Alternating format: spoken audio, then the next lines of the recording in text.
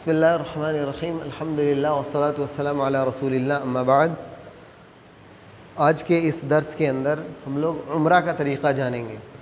عمرہ کے اندر ہمیں جاننا چاہیے کہ 4 اس کے رکن ہوتے ہیں۔ پہلا رکن ہے احرام، اور احرام کے دو معنی ہیں۔ پہلا مطلب جو ہوتا ہے اس کا حج کی نیت کرنا، حج یا عمرہ کی نیت کرنے کو احرام کہا جاتا ہے۔ اس کا فوت نہیں ہونا چاہیے۔ اللہ کے رسول صلی اللہ علیہ وسلم نے اس احرام یعنی نیت کرنا، ہر عبادت کے اندر نیت ہوتی ہے، عمرہ کے اندر بھی، حج کے اندر بھی نیت ہے، تو اس نیت کو قائم کرنے کا نام احرام ہے۔ اور اس نیت کو قائم کرنے کی یعنی اس کو شروع کرنے کی ایک جگہ نبی صلی اللہ علیہ وسلم نے مقرر کی ہے، اس کو ہم لوگ میقات کہتے ہیں۔ 5 میقات اللہ کے رسول صلی اللہ علیہ وسلم نے بیان کیا ہے۔ چونکہ ہم لوگ ہندوستان سے جائیں گے اور ہمارا میقات یلملم یعنی یمن کے اندر پڑے گا، ہمارے پاس جو فلائٹ ہے وہ اڑ کر یمن کے راستے سے جائے گی اور یمن سے سعودی عرب پہنچے گی۔ تو یہ یمن کے اندر یلملم ایک جگہ ہے، یلملم۔ اللہ کے رسول صلی اللہ علیہ وسلم نے کہا جو لوگ اس علاقے سے آئیں گے وہ یلملم میں پہنچ کر آپ کو نیت کرنا ضروری ہے۔ حالانکہ نیت پہلے سے موجود ہوگا۔ جب ہم لوگ کلکتہ سے فلائٹ پکڑیں گے یا جو لوگ جہاں سے، کوئی بنگلور، دلی، ممبئی، جہاں سے جو لوگ فلائٹ پکڑنے والے ہیں، تو وہاں سے ان کی نیت موجود ہے۔ اس کے باوجود آپ کو یلملم جب پہنچا جائے گا تو فلائٹ میں آپ کو اناؤنس کیا جائے گا کہ اب آپ لوگ میقات کے برابر پہنچ چکے ہیں۔ تو وہاں پر آپ کو نیت کر لینا، اور نیت کے کوئی خاص الفاظ نبی صلی اللہ علیہ وسلم سے ثابت نہیں ہے۔ اللہ کے رسول صلی اللہ علیہ وسلم نے صرف یہ کہا لبیک اللہم عمرتن، تو آپ لوگ کیا کہیں گے؟ لبیک اللہ کے نبی صلی اللہ علیہ وسلم لبیک عمرتن و حجن کہا تھا، لیکن آگے ہم ابھی بتائیں گے کہ نبی صلی اللہ علیہ وسلم نے دوسرا حج کیا تھا اور ہم لوگ کون سا حج کرنے والے ہیں، اور صحابہ نے کون سا حج کیا تھا۔ تو ہم لوگ صرف وہاں پر یہ کہیں گے لبیک اللہم عمرتن، یہ یلملم پہنچنے کے بعد یہ کرنا ہے۔ اور احرام کا دوسرا معنی وہ لباس ہے جو مردوں پر واجب کیا گیا ہے، جو سفید رنگ کا 2 جوڑا ہوتا ہے، اسے اس احرام کا لباس کہا جاتا ہے۔ یہ واجب ہے پہننا۔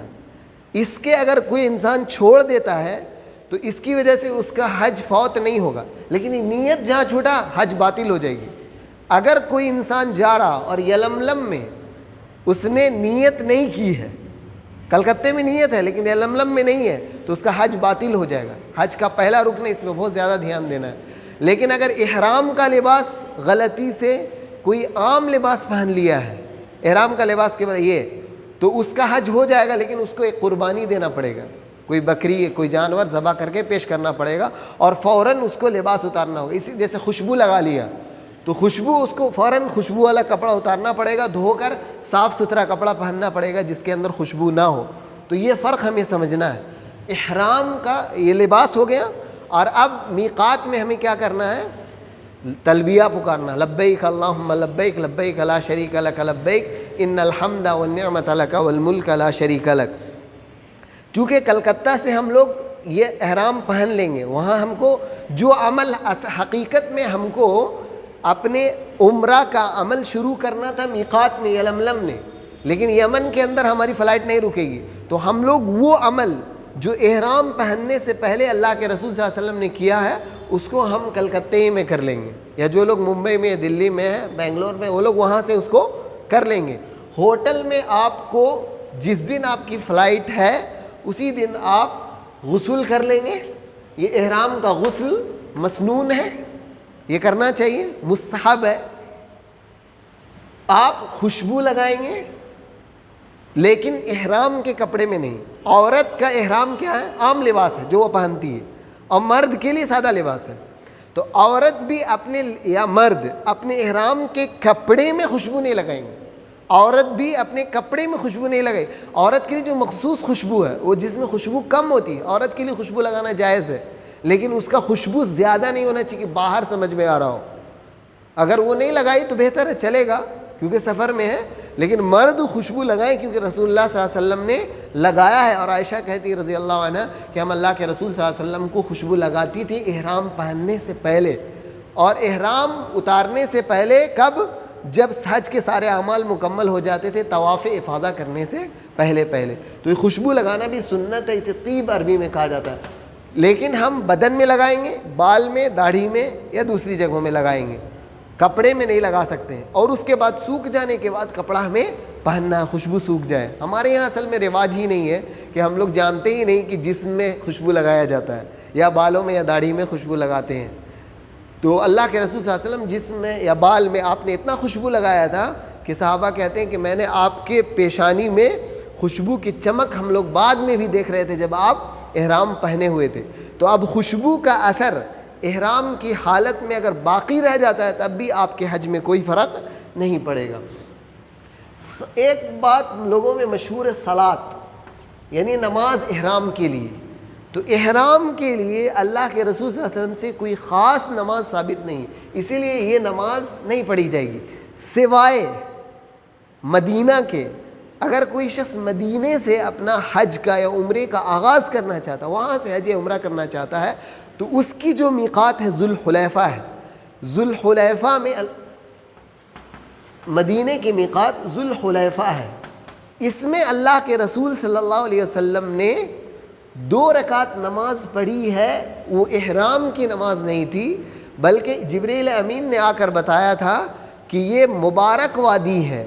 اللہ کے نبی صلی اللہ علیہ وسلم، محمد صلی فی ھذا الوادی مبارک، اے نبی صلی اللہ علیہ وسلم اس مبارک وادی میں، وادی کہتے ہیں پہاڑ کے دو پہاڑوں کے بیچ جو ہموار زمین ہوتی ہے برابر، اسے وادی کہا جاتا ہے۔ اللہ کے نبی صلی اللہ علیہ وسلم سے جبریل نے کہا اس میں آپ نماز پڑھیے۔ تو اس وادی کی ذوالحلیفہ جسے کہا جا رہا ہے، اس کی وہ خصوصیت ہے، اسی لیے وہاں پر نماز پڑھی جائے گی۔ تو احرام کی نماز نہیں ہے، اس وادی کے ساتھ اس کا ریلیشن ہے۔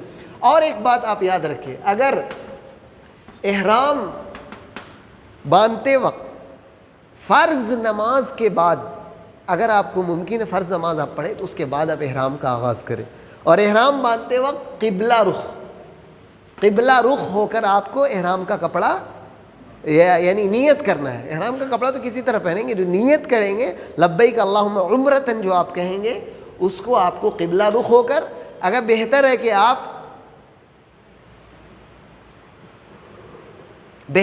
آپ فرض نمازوں کے بعد کریں، لیکن اگر آپ کے پاس فرض نماز کا وقت نہیں ہے، آپ پھر کوئی اور نماز نہیں پڑھیں، بغیر نماز پڑھے ہوئے آپ احرام باندھ لیں گے۔ یہ ہو گیا پہلا عمل آپ کا، جو آپ اپنے ہوٹل سے کلکتہ، دلی یا ممبئی یا بنگلور کے اندر سے آپ کریں گے، جہاں سے آپ کی فلائٹ ہوگی۔ تو احرام کے متعلق یہ چند باتیں تھیں۔ اب آگے جو یلملم کے بارے میں نے بتا دیا کہ وہاں آپ کو نیت کر لینی ہے، اور اس کے بعد تلبیہ کثرت سے پڑھنا، کثرت سے جتنا بھی تلبیہ پڑھ سکتے ہیں۔ اللہ کے رسول صلی اللہ علیہ وسلم سے تلبیہ کے کئی الفاظ تھے، اور میں نے اس سے پہلے ویڈیو میں بتایا ہے، لبیک اللہم لبیک، لبیک لا شریک لک لبیک، ان الحمد والنعمت لک والملک لا شریک لک۔ یہ ایک نبی صلی اللہ علیہ وسلم سے ثابت ہے، مشہور ہے۔ اللہ کے نبی صلی اللہ علیہ وسلم نے ایک اضافہ کرتے تھے، کہا کرتے تھے لبیک الہ الحق، لبیک الہ الحق۔ اسی طرح سے صحابہ کرام اپنے الفاظ میں بڑھاتے تھے، کہتے تھے لبیک ذی المعارج، لبیک ذی المعارج۔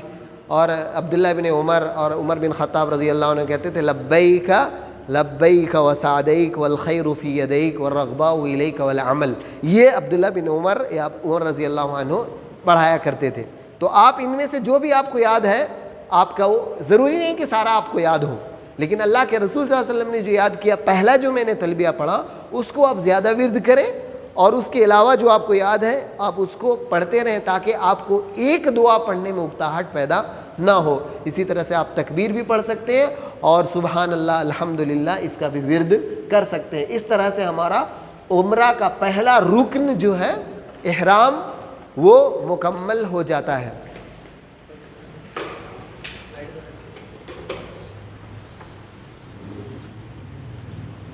عمرہ کا دوسرے رکن کی طرف آنے سے پہلے دوسرا رکن آپ طواف لیں گے، اور طواف کو بیان کرنے سے میں آپ کو اور ایک ضروری چیز بیان کرنا چاہتا ہوں۔ جب ہم مکہ پہنچیں گے، طواف سے پہلے ہم مکہ پہنچ جائیں گے، مکہ پہنچنے کے بعد ہمیں طواف کرنا ہے۔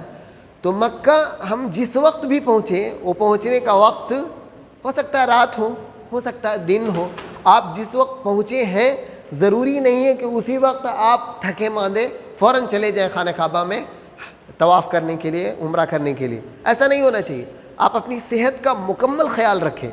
صحت کا اتنا زیادہ اہتمام کرنا ہے کہ ابھی آپ حج کے اعمال میں پریشان ہو جائیں گے، کھانے پینے میں اور ہر چیز کو آپ اپنے جسم کو راحت مکمل پہنچائیں، مکمل سکون پہنچائیں.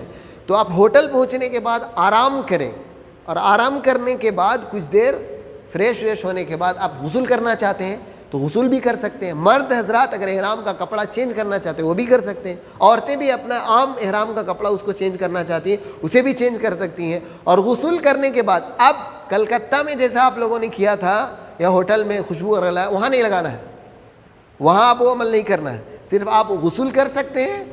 اور بہتر ہوگا یہ اگر رات میں ہم لوگ مکہ پہنچ رہے ہیں تو صبح میں کرنا چاہیے، کیونکہ اللہ کے رسول صلی اللہ علیہ وسلم مکہ رات کو پہنچے تھے، رات کو، لیکن مکہ کے اندر داخل نہیں ہوئے تھے. ایک جگہ ہے مکہ سے قریب، آج کل مکہ کے اندر ہے، اس کو ذی طوا کہا جاتا ہے. تو ذی طوا میں نبی صلی اللہ علیہ وسلم نے رات میں قیام کیا تھا، اور صبح جب ہو گئی تھی، صبح کے بعد نماز پڑھنے کے بعد دیر میں آپ مکہ داخل ہوئے تھے، اور پھر خانہ کعبہ کا آپ نے طواف کیا تھا. تو یہ چیز آپ اپنے ذہن میں رکھیں. اب طواف عمرہ کا دوسرا رکن ہے. یہ طواف بھی عمرہ کے رکن میں سے ہے. رکن کا مطلب یہ ہے کہ اگر وہ چیز آپ کو فوت ہو جائے گی تو آپ کا حج فوت ہو جائے گا، آپ کا عمرہ فوت ہو جائے گا، باطل ہو جائے گا. دوبارہ آپ کو عمرہ کرنا پڑے گا اگر آپ کا پہلا عمرہ ہے جو آپ پر واجب ہے. صحیح قول کے مطابق ایک مسلمان پر حج بھی اور عمرہ دونوں واجب ہے. اور ہم لوگ انشاءاللہ حج تمتع کریں گے تو ہمارے لیے حج اور عمرہ دونوں ہو جائے گا مکمل. تو طواف کرنے کے لیے اب آپ ہوٹل سے جاتے ہوئے خانہ کعبہ کے اندر داخل ہوں گے.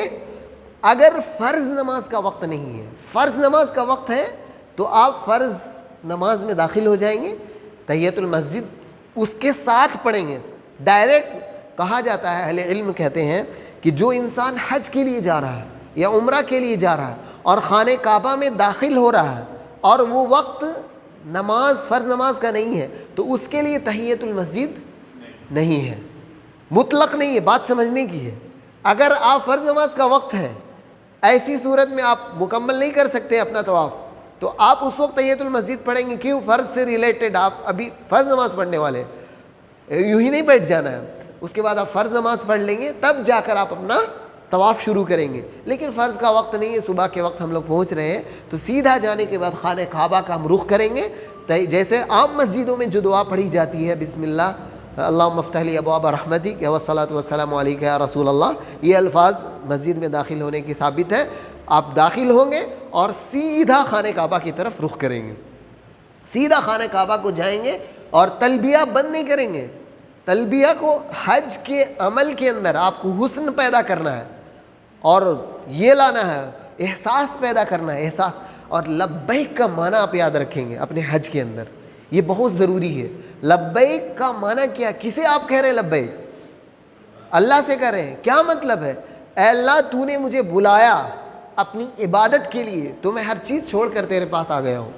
تو اس احساس ہونا چاہیے. تو اے اللہ تو مجھے یہی سے اسی حالت میں جیسے تم خانہ کعبہ میں مجھے اتنے یہ سے توفیق دیا، بلایا اور میں آیا ہوں، تو مجھے آخرت کے سفر میں بھی اور اپنے جنت یا موت کے لیے بھی تو آسانی پیدا کرنا. یہ اگر شعور انسان رکھ کر حج کر رہا اور یہ سوچ کر کہ اللہ تعالیٰ اس حج کے بدلے اسے جنت دینے والا ہے. اللہ کے نبی صلی اللہ علیہ وسلم کی واضح حدیث ہے کہ الحج المبرور لیس له جزاء الا الجنہ، کہ حج مبرور کی دعا کریں اور ہر وقت ہر لمحہ یہاں سے سفر میں شروع ہونے کے ساتھ ہی، کیونکہ سفر میں دعائیں قبول ہوتی ہے، شروع ہونے کے ساتھ سے پورے حج میں آپ کو اخلاص اتنا پیدا کرنا ہے اپنے اندر کہ ذرا بھی ریاکاری کا احتمال نہ ہو. کسی کو دکھانا، کسی کو یہ کرنا، کوئی فوٹو لینا، کوئی ویڈیو بنانا، کوئی ایسا یہ کہ ہم اپنے بچوں کو دکھائیں گے، بچیوں کو دکھائیں گے، یہ کریں گے، ان تمام خیالات کو چھوڑ کر حج میں صرف اللہ کے لیے فارغ ہونا ہے. اور یہ سمجھنا ہے کہ دنیا میں اللہ نے جو ہمیں زندگی کا موقع دیا تھا، آخرت میں جو ہم سے سوال کرے گا اس کے لیے ہماری تلافی ہو جائے حق. انسان دنیا میں بہت غلطیاں کرتا ہے. تو یہ آپ خانہ کعبہ کا جو آپ جا رہے ہیں، داخل ہو رہے ہیں خانہ کعبہ کے اندر، تو آپ تلبیہ پڑھتے رہیں گے اور دعائیں کثرت سے مغفرت کی، کیونکہ مغفرت کے لیے ہی خانہ کعبہ انسان جا رہا ہے. انسان کے گناہ معاف کر دیے جائے, اسے جنت کا پروانہ دے دیا جائے, اس سے اللہ تعالیٰ خوش ہو جائے, خانہ کعبہ میں سیدھا چلا جائے, اور خانہ کعبہ جب نظر آ جائے گا اور طواف آپ شروع کرنے لگیں گے, تب جا کر آپ اپنا تلبیہ بند کریں گے. اب خانہ کعبہ اس طرح سے ہم کو نظر آتا ہے.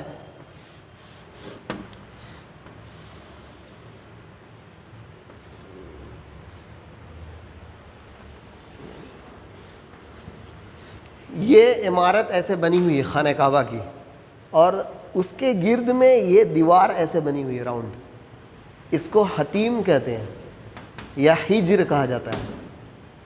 بہت سارے لوگ ہجر کا معنی سمجھتے ہیں کہ یہ مشہور ہے, ہجر کا معنی گود بھی ہوتا ہے. ماں جو بچوں کو گود لیتی اس کو ہجر بھی کہا جاتا ہے, لیکن ہجر وہ معنی میں نہیں ہے.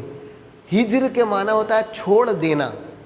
قریش نے خانہ کعبہ کو جب دوبارہ توڑ کر بنایا تھا, جب نبی صلی اللہ علیہ وسلم بچے تھے, چھوٹے کم عمر کے تھے, اور آپ صلی اللہ علیہ وسلم کے خاندان والوں نے یا مکہ کے باشندوں نے جو خانہ کعبہ کو توڑ کے بنایا تھا, اصل میں خانہ کعبہ مکہ کے سب سے نیچائی حصے میں, سب سے نیچا پورشن علاقہ مکہ کے اندر وہ خانہ کعبہ ہے.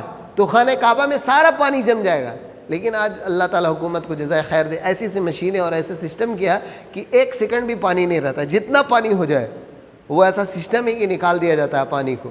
تو اس زمانے میں پانی سیلاب کا آ کر خانہ کعبہ پورا ڈوب جایا کرتا تھا. تو ان لوگوں نے پلان بنایا کہ خانہ کعبہ کو دوبارہ سے تعمیر کرنی چاہیے. وہ شرک کرنے کے باوجود آپس میں یہ کہہ رہے ہیں کہ اس میں خانہ کعبہ میں حرام مال نہیں لگتا ہے, اسی لیے اپنا حلال کمائی دینا. اور سب لوگوں نے حلال کمائی جمع کیا. تو اس کے بعد خانہ کعبہ کو تعمیر کرتے کرتے یہاں تک جب پہنچے تو بجٹ شارٹ ہو گیا, کم ہو گئے. تو ان لوگوں نے یہاں پر سے بولا کہ یہیں سے آپ ختم کر دیتے ہیں, حرام نہیں لگائیں گے اللہ کے گھر میں, اللہ قبول نہیں کرتا ہے. تو ابراہیم علیہ السلام نے ایسے بنایا تھا, یہ یہاں سے لے کر ایسے دیواریں بنائی تھی یہ, لیکن ان لوگوں نے یہاں یہ کر دیا. تو اب ہم لوگ, یہ خانہ کعبہ ہو گیا, اور اس کو حتیم بھی کہا جاتا ہے. یہ اس حصے کو, یہ کھلا ہوا رہے گا, یہاں پر راستہ رہتا ہے, یہاں پر پولیس بھی کھڑی ہوئی ہوتی ہے. آپ یہاں پر جا کر اندر میں نماز پڑھ سکتے ہیں. جس کو شوق ہو کہ خانہ کعبہ کے اندر نماز پڑھنے کا, تو یہ تو گیٹ لگا ہوا ہے, اس کی کنجی خاندان کے پاس ہوتی ہے. اللہ کے رسول صلی اللہ علیہ وسلم نے, آج بھی اسی خاندان کے پاس کنجی ہے. اللہ کے رسول صلی اللہ علیہ وسلم نے جن کے پاس باقی رکھا تھا, وہ جب کھولنا ہوتا ہے تو بادشاہ بھی آتا ہے, تو اس خاندان کے فرد کو بلاتا ہے اور وہ کھولتا ہے جب بھی بادشاہ داخل ہوتا ہے, یا کسی بڑے لوگوں کے لیے کھولا جاتا ہے. لیکن ہمارے لیے اللہ تعالیٰ نے یہ موقع رکھا ہے کہ وہ بجٹ شارٹ ہوا, اور ہمارے لیے خانہ کعبہ کے اندر گویا کہ آپ نماز پڑھیں. اس میں نماز پڑھنے میں کوئی فرق نہیں ہے, کوئی فرق نہیں. ثواب تو یہاں بھی برابر ہے, ثواب نہیں. کسی کو شوق ہوتا ہے کہ خانہ کعبہ آئیں تو اندر بھی نماز پڑھیں, باہر تو موقع ہی مل گیا تو انسان پڑھ سکتا ہے. اب آئیے طواف کے بارے میں جانتے ہیں. یہ جو یہاں پر خانہ کعبہ کا دروازہ ہے یہ, اور یہاں پر ایک بالکل کونے میں نہیں, کونے سے ذرا سا ہٹ کے یہاں پر حجر اسود ہے, اور اس کو رکن حجر اسود بھی کہتے ہیں, چونکہ اس کونے میں حجر اسود ہے تو رکن حجر اسود والا رکن. اور اس کو رکن یمانی بھی کہا جاتا ہے, کیونکہ یمن اس طرف ہے. تو یمن, اور ہم لوگ آئیں گے بھی ادھر ہی سے, یمن کے طرف سے. تو یمن اس علاقے میں شام ہے, اس طرف ملک شام ہے سیریا, اور اس طرف یمن. اگر آپ لوگ میپ دیکھیں گے تو سمجھ میں آئے گا. اب آپ یہاں خانہ کعبہ مسجد حرام سے داخل ہوئے. یہاں آنے کے بعد جیسے طواف خانہ کعبہ کو دیکھ لیے, اب تلبیہ بند کر کے طواف آپ شروع کرنے والے ہیں, تو اس کے برابر میں آپ کو ہو جانا ہے, اور خانہ کعبہ کو اپنے بائیں جانب رکھنا ہے, اپنے بائیں ہاتھ میں رکھنا ہے, اور اس کے مساوی آ کر آپ کو اللہ اکبر کہنا ہے, اور اشارہ آپ کر سکتے ہیں ہاتھ سے. اللہ کے نبی صلی اللہ علیہ وسلم نے اشارہ کیا, جب بھی آپ حجر اسود کے پاس پہنچتے تھے تو اپنے ہاتھ سے اشارہ کرتے تھے اور اللہ اکبر کہتے تھے اور اپنے طواف کا آغاز کرتے تھے. لیکن عبداللہ ابن عمر رضی اللہ عنہ بسم اللہ بھی پڑھا کرتے تھے, اسی لیے آپ بسم اللہ بھی پڑھ سکتے ہیں اور ساتھ میں اللہ اکبر, لیکن اللہ اکبر بھی کر لیے تو کافی ہے. بسم اللہ اللہ اکبر کے بعد آپ کا یہ طواف یہاں سے شروع ہوگا. اور طواف میں آپ جانتے ہیں بات کرنا جائز ہے, لیکن اور طواف میں باوضو ہونا چاہیے. بات کرنا جائز ہے, لیکن آپ دنیاوی بات نہ کریں. اتنا عظیم گھر میں اور زندگی میں ایک بار موقع ملا ہے تو انسان اس میں دوسری باتیں کرے گا, اور اکثر ایسا ہوتا ہے جب انسان اپنے گروپ کے لوگوں کے ساتھ ہوتا ہے تو باتیں کرنے لگتا ہے طواف کے اندر. تو ایسا نہیں ہونا چاہیے, بلکہ انسان دعا کرے اور اپنے اندر خشوع پیدا کرے, رونے کی کیفیت پیدا کرے اللہ کے سامنے, اور اس گھر میں خوب مانگے. تو بسم اللہ اللہ اکبر کہتے ہوئے آپ یہاں سے شروع کریں گے, اور طواف جاری ہو رہا ہے. ابھی شاید کم بھیڑ ہو, تو آپ جتنا, یہ بہت بڑا علاقہ ہے, ابھی تو صحن بہت بڑا ہو گیا ہے خانہ کعبہ کے ارد گرد, تو آپ کو کتنی بھیڑ, ضروری نہیں کہ آپ قریب سے ہو کر کریں, آپ دور سے بھی کریں, آپ سہولت دیکھ کے کریں. بھیڑ میں آپ کو تکلیف ہو تو آپ دور سے جائیں, تھوڑا ٹائم لگے گا. یہاں سے کرنے میں آپ کو کم ٹائم لگے گا, لیکن دھکم دھکا ہوگا. دور سے کریں گے تو آپ آرام سے کریں گے, اور ایک فائدہ ہوگا دور سے کرنے میں, فائدہ ہے کہ آپ زیادہ دعا کر پائیں گے. آپ جو سوچے ہوں گے ساری دعائیں کریں گے, ایک راؤنڈ کافی ٹائم لگے گا, لیکن قریب سے کریں گے تو ٹائم کم ہو جائے گا آپ کے لیے. تو اس لیے آپ اپنی سہولت, دوسرے کو تکلیف نہیں دیں گے حج کے اندر, اس طرح سے آپ کریں گے. اور ایسے جاتے ہوئے راؤنڈ گھومتے ہوئے مکمل یہاں تک پہنچا. اور طواف کے اندر ایک دو چیز اور بات میں نے چھوڑ دیا ابھی. پہلی چیز ہے اجتباء. اجتباء پہلا طواف میں ہے. ہم لوگ کئی بار طواف کریں گے, ایک بار کب کریں گے جب حج کا عمل ہوگا, وہاں پر ہم کو طواف کرنا ہوگا. ابھی ہم عمرہ والا طواف کریں گے, حج تمتع ہے تو اس طواف میں ہم کو یہ کرنا ہے, پہلے طواف کے اندر اجتباء کرنا. اجتباء جس میں دایاں ہاتھ ہم کھلا ہوا رکھتے ہیں, ایسے لپیٹ لیتے ہیں کپڑے کو, دائیں ہاتھ کے نیچے سے کپڑا نکالتے ہیں اور اس طرح لپیٹ دیا جاتا ہے, اس کو اجتباء کہا جاتا ہے. اور اس صرف پہلے طواف میں مسنون ہے. دوسرے طواف اور تیسرے طواف یا آخری طواف جب ہم طواف وداع کریں گے, جب مکہ چھوڑیں گے تو آخری طواف اس وقت کیا جائے گا, تو اس میں بھی ہمارے لیے نہیں ہے. یہ پہلے طواف کے اندر ہے, اور یہاں ہوٹل سے نہیں ہے. اب مکہ میں سے ہوٹل سے نکلیں گے, یا کلکتے سے نکل رہے, دلی ممبئی جہاں سے بھی جا رہے ہیں, یا فلائٹ میں بھی بہت سارے لوگ نکالے ہوں گے, وہ نہیں, غلط طریقہ ہے.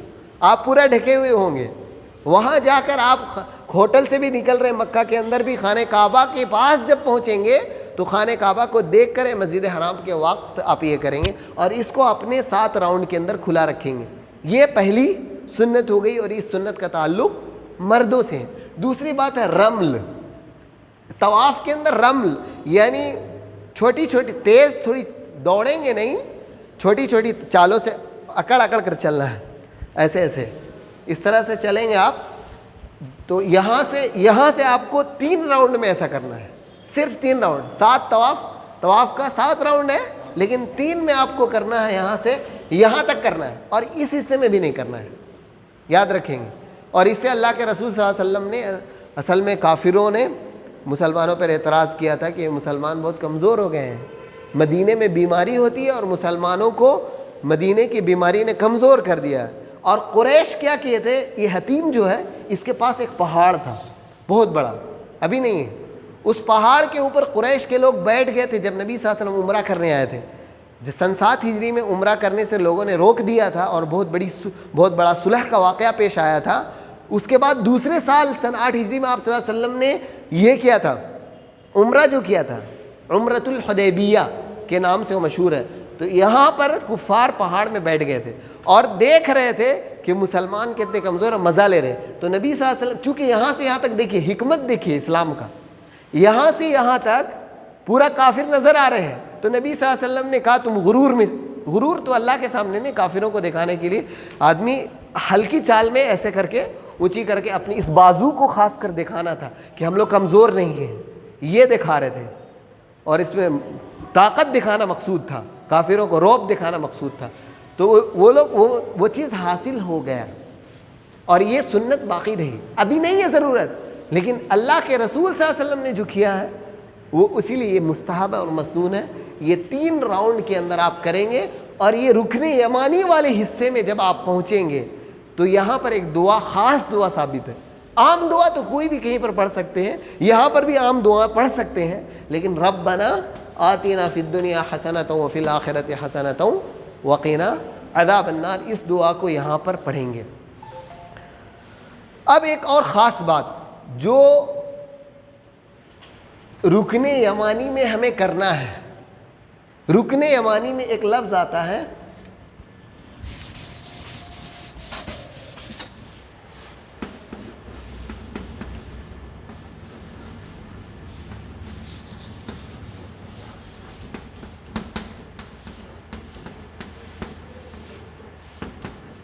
دیکھیے 4 لفظ ہم نے لکھا ہے.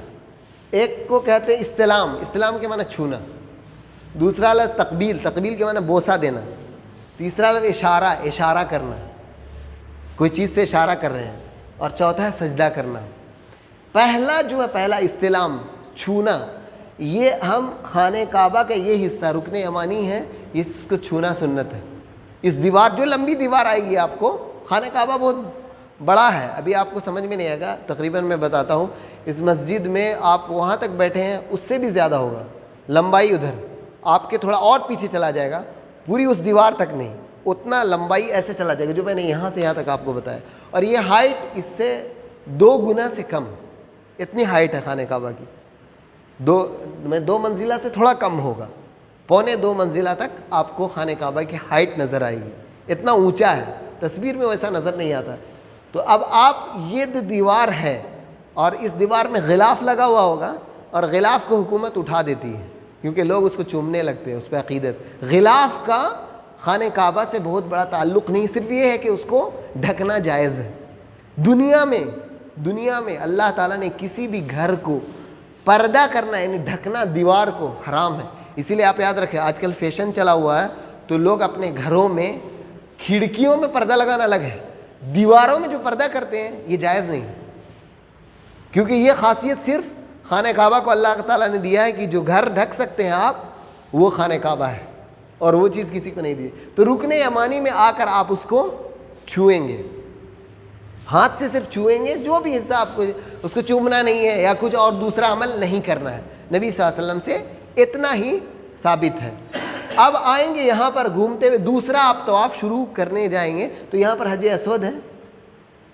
حجر اسود آپ چھونے کا اگر موقع ہے تو آپ چھوئیں گے. اور حجر اسود کے ساتھ کیا کیا کیا جائے گا، وہ یہ عمل ہے. پہلا چیز، حجر اسود کو، پہلی چیز حجر اسود کو آپ ہاتھ سے چھو سکتے ہیں اور اپنے ہاتھ کو بوسہ لے سکتے ہیں. آپ کے ہاتھ میں کوئی لکڑی ہے، آپ اس لکڑی سے چھو لیے حجر اسود کو اور اس لکڑی کو آپ چوم لیے. یا آپ کے ہاتھ میں کوئی قلم ہے، کوئی چادر ہے، آپ حجر اسود کو چھوئے، آپ اس کو چوم لیے، یہ بھی آپ کے لیے جائز ہے. آپ حجر اسود کو ڈائریکٹ جا کر چوما لیں، وہ بھی آپ کے لیے جائز ہے. آپ حجر اسود پہ سجدہ کر لیں، یہ بھی آپ کے لیے جائز ہے. تو یہ صرف حجر اسود کے ساتھ خاص ہے، اور یہ عمل استلام جو چھونا ہے صرف رکن یمانی کے ساتھ ہے. اس طرح سے ہمارا طواف کا ایک راؤنڈ مکمل ہو جاتا ہے، اور اس طرح سے 7 راؤنڈ ہم کو مکمل کر لینا ہے. جب طواف ہمارا مکمل ہو جاتا ہے،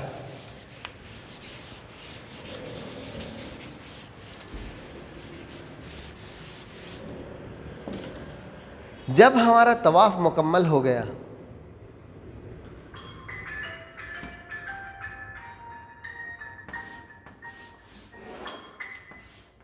دو رکعت نماز جو ہے، یہ آپ خانہ کعبہ ہے تو اس کے یہیں پر آپ کو قریب میں آپ کو مقام ابراہیم اسی طرف ہے.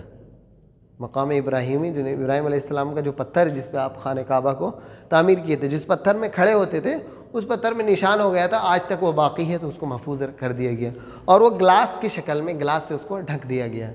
تو آپ اس کے پیچھے اگر آپ کو جگہ مل جاتی ہے تو آپ وہاں پر 2 رکعت طواف کی نماز پڑھیں گے، اور پہلی رکعت میں قل یا الکافرون، دوسری رکعت میں قل هو اللہ احد پڑھیں گے اور سلام پڑھیں گے. اور پھیرنے کے بعد آپ بیٹھ کے آپ دعائیں بھی کریں، خانہ کعبہ کو سامنے دیکھتے ہوئے کثرت سے آپ دعا کریں گے، اور دعا کرتے کرتے پھر آپ کا طواف مکمل ہو جاتا ہے. سبحانک اللہم و بحمدک، اشہد ان لا الہ الا انت، استغفرک و اتوب الیک. کٹ کر دیجیے، سیو کر دیجیے.